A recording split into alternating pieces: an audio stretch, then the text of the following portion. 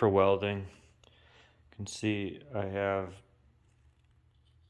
bright, clean metal all along the area that I want to weld. I have nice clean metal underneath my ground, and then I have weld through primer on the back side of that piece, as well as the back side here. That'll all be covered up. Keep in mind, even though that stuff is called weld through primer, you actually don't weld through it. It needs to be ground off any areas where you are going to try to make electrical contact, meaning I would not want to weld on this part here. Okay.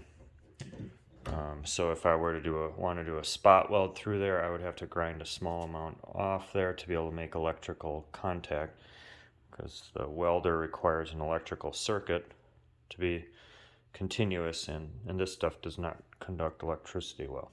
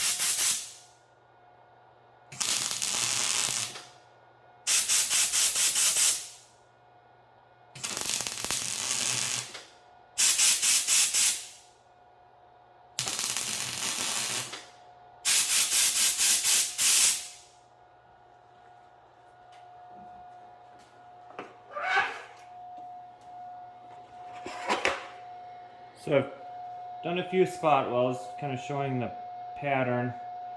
Do one, go a few inches, use some compressed air, cool it off. Do another one, and then I'll actually let the panel cool off after I've done a round or two. Come back to it in about 5 minutes. Just want to be very careful. You don't want to warp panel. Heat control can be quite a challenge. But that is the process that I utilize. So my 3 favorite types of tools for smoothing the surface after you have your beads in place would be the angle grinder, a 4.5 inch grinder with a grinding wheel, and then a flap wheel. Now the flap disc or flap wheel, the one advantage to that is it's a nice and smooth surface, but also it can keep the surface a little bit cooler. If you're using something like this, you have to be careful to keep moving around, or just like earlier when we were talking about heat control with welding, you have to be careful. You can warp your metal by grinding it too much. If you don't believe me how much heat this produces, just hold it in one spot for a little while and on a piece of practice metal, and it'll turn it bright red. These also do a pretty good job of keeping the area reasonably cool and nice flat surface. This smaller one like this is actually really nice for visibility. You can kind of really see where you're working.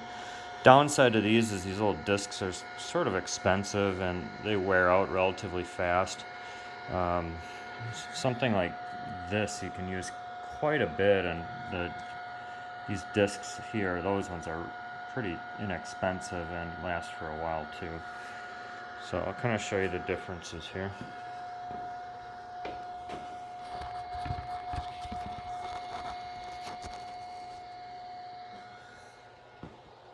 always make sure you have eye protection.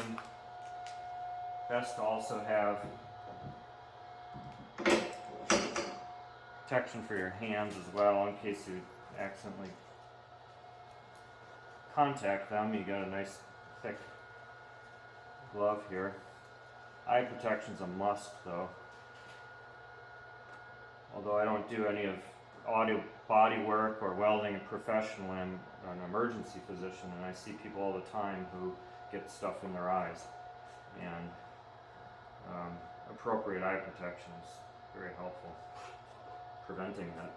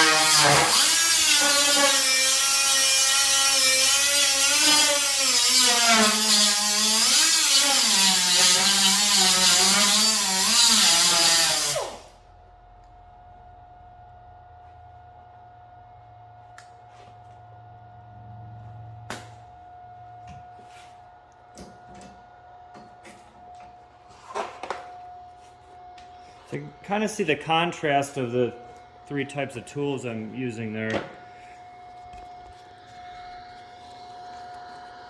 With the air angle grinder with the discs on there, which those are pretty aggressive grit there. I think that's, I want to say that's 24 grit.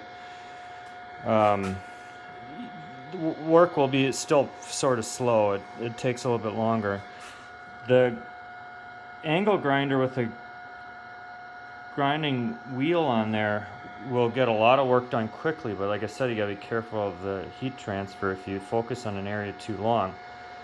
The nice thing about it though, especially if you got a little bit smaller wheel on it, you can get really good visibility of the area that you're working. The downside to this one here, if you're using that for the whole job, is it's really hard to see what you're actually doing because that wheel is so big. Now there are smaller wheels that you can use. This is just a little bit bigger one. And this is a 36 grit.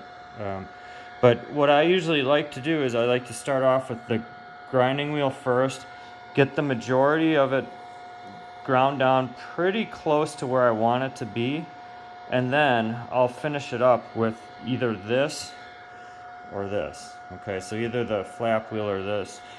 This does a really nice job of just sort of smoothing things out towards the end. But that's my own personal preference, although there are a ton of different ways to do this. Alright, so I want to show you, this is getting pretty close here. It's just a little bit raised yet.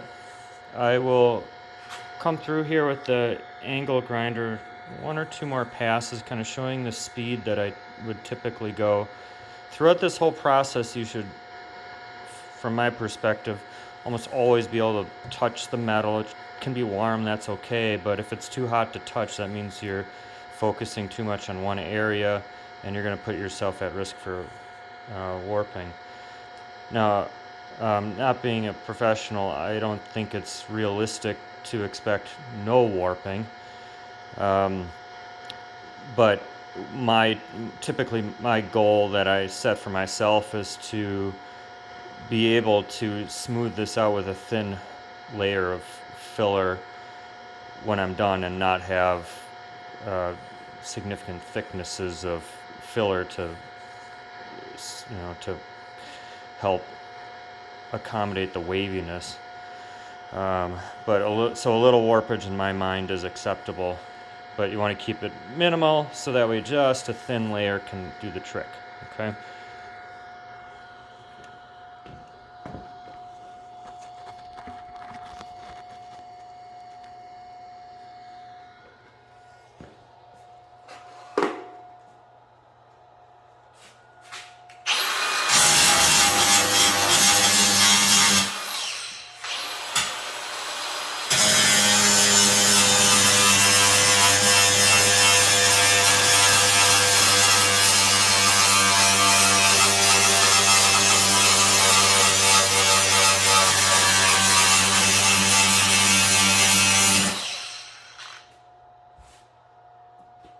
So that's in general the speed that I would go. And then at this point I would take a break or use some compressed air to cool it down.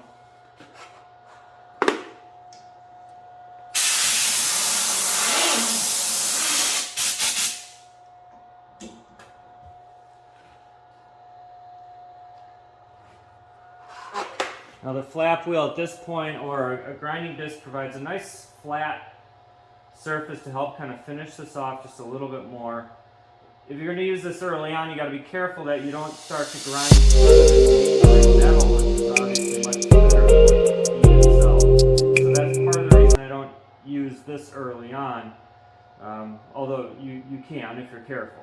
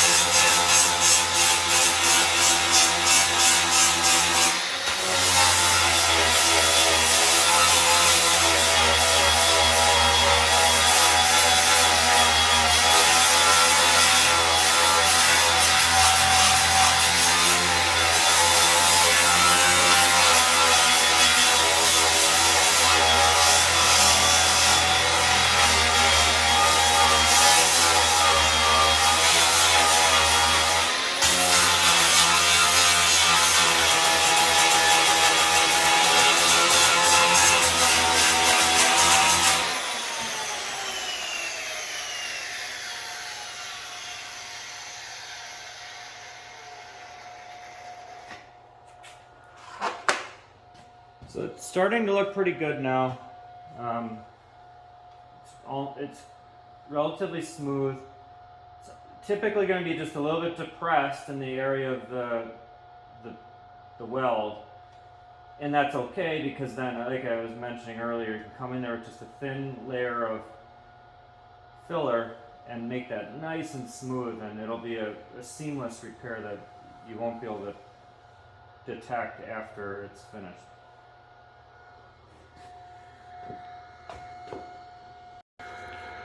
So here's the end result on the back side, minus paint and finishing.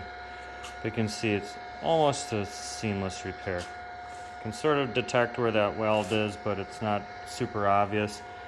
It's nice and straight along where that area is. I could take a straight edge here, nice and straight. So I think that turned out pretty good, and The other side isn't too bad either.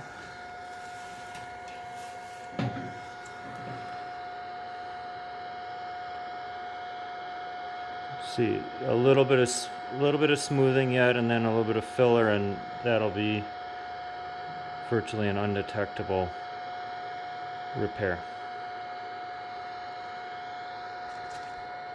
All right, here's the repair after 2 applications of filler using a DA to smooth it out in between. You can see what looks like a pretty good repair. I can't actually feel where the repair begins and ends, so I'm pretty happy with that.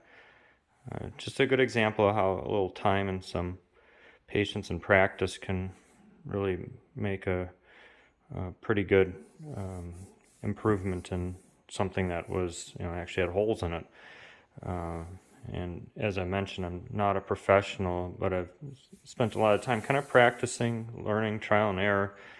And I think some of these tips I showed could potentially help you if you're not already like a professional or something like that.